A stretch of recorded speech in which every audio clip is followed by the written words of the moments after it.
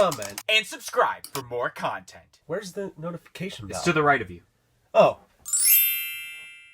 What's up, guys? It's DK Wrestler here, and in today's video, I'm going to be doing a ranking of the worst to best Star Wars Celebration 2022 Funko exclusives. But before that happens, make sure you press the subscribe button for more content like this video in the future, and press the little bell beside it to be notified of when that future content gets released. But anyways, guys, let's check it out. So like I said, in today's video, I'm going to be doing a little bit of a ranking of all of the Star Wars Celebration 2022 exclusives that got announced last week, and basically rank them from what I feel is the worst exclusive out of the bunch to the best. I will talk about all of the exclusives, so the pops, the sodas, and all of the products presented by the company of Loungefly, which I might as well kick off what I feel is the worst exclusive from this bunch, and that is the R2d2 Purse. Now, of course, I don't plan on getting this purse because a purse is a woman's accessory, so I don't see myself getting this at all. But it is a cool design because it is R2d2. Next up would have to be the Wrecker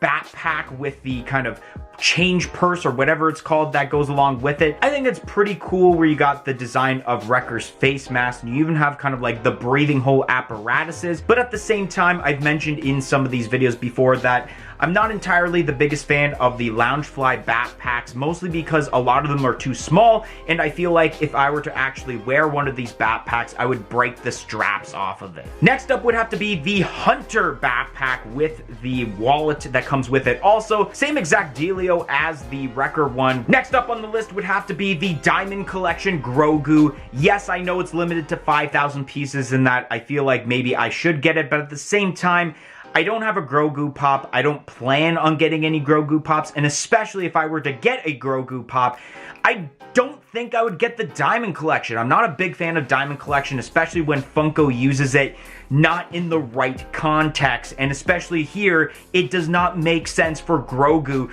to have a bunch of glitter all over him. Next up would be the 5-pack involving the singular pops of Darth Vader, Stormtrooper, Chewbacca, Luke Skywalker, and Princess Leia. What was the point of making this? I mean, okay, cool if maybe you were planning on getting the 5 pops already, and it might save you like $5 on getting the 5-pack on Amazon where it's being shared to, rather than essentially buying the pops separately and having to go to the different stores that all of them are shared to. But at the same time, I mean, I feel like this would have been much higher on this list if they would have switched up a couple of characters involved with this 5-pack instead of literally giving us the 5 pops involved in the singular pop form. Next up, I have the Lando Calrissian with Millennium Falcon Pop Deluxe, or Pop Rides, whatever you want to call it. This is a little meh in my opinion. I was a little disappointed when this was announced because we already gotten the Han Solo with the Millennium Falcon Pop Rides. And yes, I understand that Lando Calrissian was the first owner of the Millennium Falcon, and you kind of see that backstory go on in the movie Solo. But at the same time, if you already have the Han Solo with the Millennium Falcon, why get this unless you are a hardcore Star Wars collector and want to get basically the majority or all of the Star Wars pops? Next up, I have the C-3PO coin purse or coin wallet, whatever it's called, and the Loungefly bag.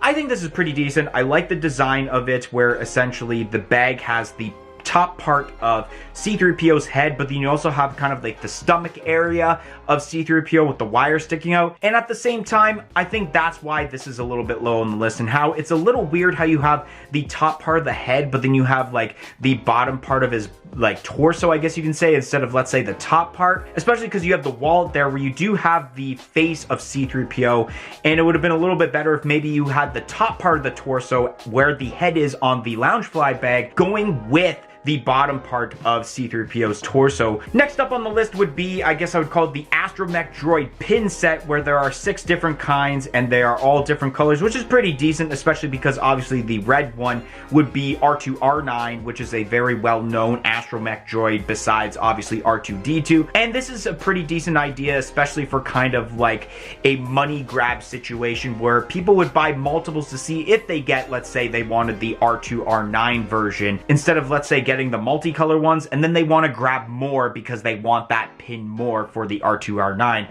rather than the multicolor one. Next up on the list, I have the Escape Pod Landing Pop pin. And I think it's pretty decent that they made this into a pin, but my only problem with this is essentially the sizing of the pin. I don't think that this is going to be the size of, let's say, the pop pins that we have gotten as of late. I think they are literally going to be tiny pins you get in like those subscription boxes like the Star Wars Smuggler's Bounty or the Marvel's Collector's Core subscription boxes. It's not that big, especially for the pricing that it's going to be retailed at, which I don't know the pricing, but I feel like it's going to be pretty expensive just for the size that you are getting. Next up on my list would be the singular Chewbacca pop. This is meh. I like Chewbacca as a character, I like the overall design, but at the same time, it is the same molding that we have gotten since the Star Wars Force Awakens Funko Pops that came out in 2015, except this time it has a silver base and it will come with that cool black and silver foil box. That's really all that this pop has. Next up would be the singular pop of Darth Vader, and it could go along with the same opinion I mentioned about Chewbacca and how we've already gotten a bunch of Darth Vaders, a lot in this exact pose, except once again, it's coming in this kind of silver stand, and it will be with that black and silver foil box like all of the Star Wars Celebration pops. And the reason it's higher than Chewbacca essentially is because of the fact that Darth Vader is my favorite character in the Star Wars franchise, so I got a little bit more of a personal reaction towards this pop to where it made it higher than the Chewbacca. So I realized as I was editing the video that I actually forgot two pops, and here is one of them that's going to be placed in this spot on the list, which this next pop is the Concept Series R2d2 and C3PO 2-pack. Now I do enjoy that these are in a 2-pack because C3PO and R2d2 are always together, so it makes sense. However, we already seen the singular pops of these characters, and especially these pops in the kind of 4-pack that they did. That was an Amazon exclusive, so it's nothing really new. Next up, I have the Diamond Collection R2d2 with the X-Wing bag, and you guys are probably thinking why this is a little bit high up on this list, and that is because it is a bundle. If this was sold separately as, let's say, the X-Wing bag was announced by Loungefly, I mean, it was announced by Loungefly, but if the Loungefly bag was a separate announcement from the Funko Pop, then I think these items would have been on a different part of this list respectively. I think that the Diamond Collection R2d2 would have been in the same area as the Diamond Collection Grogu near the bottom, and I think the X-Wing bag would have made it much higher. Next up is the singular Princess Leia Funko Pop, and I love the design of this. It's actually not that much different from the OG Princess Leia Pop, whether you got it in the blue box or the black box, but they made it with a much better molding because we are in 2022 now, and Funko knows how to put more detail in Funko Pops rather than what we've gotten with Princess Leia. I believe it was the very first wave in 2011. And the other pop that I forgot to mention about during this list is the Concept Series Darth Vader. Now, I do enjoy the design of this Concept Series Darth Vader compared to the other two because you have the lightsaber off to the side, and then his other arm is extended out as if he were using the Force or a Force choke per se. Up next would be the Stormtrooper Pop, and I put this higher than the Princess Leia because I think it was much more needed, I guess, for the Stormtrooper to be made rather than Princess Leia, because the Princess Leia didn't really need that much tweaks, while this Stormtrooper really needed a lot of tweaks. If you remember the old Stormtrooper Pop from the very first wave of Star Wars Pops, it had these Funko Pop eyes, and it just looked so awkward, and through the years they did make newer ones, like with the Force Awakens version, you had the Concept Series Stormtrooper, but then finally we'd gotten this mold in a 10-inch form 2 years ago at Star Wars Celebration, but people were wondering why there wasn't a 4-inch. Now we have a 4-inch version, and it'll be much cheaper than getting the 10-inch version. Next up would be the Luke Skywalker Funko Soda figure. I love the design of this Luke Skywalker Funko Soda figure much more than the original Funko Soda that just got announced a couple months ago and is starting to hit up stores now. I really like the kind of retro comic design involved with this, especially how it has a red lightsaber. You've seen it with the Funko Pop they released as a Target exclusive, and now we have it in Funko Soda figure, and I really like how it translated into Funko Soda figure much more than it did in Funko Pop form. And I know for a fact that I might actually get this soda, unlike the exclusives that I had been talking about where I wasn't really sure, or the fact that I was sure that I wasn't going to get it, like the Diamond Collection Grogu. Coming in essentially at number number 3 is the singular Luke Skywalker Funko Pop. And I think this was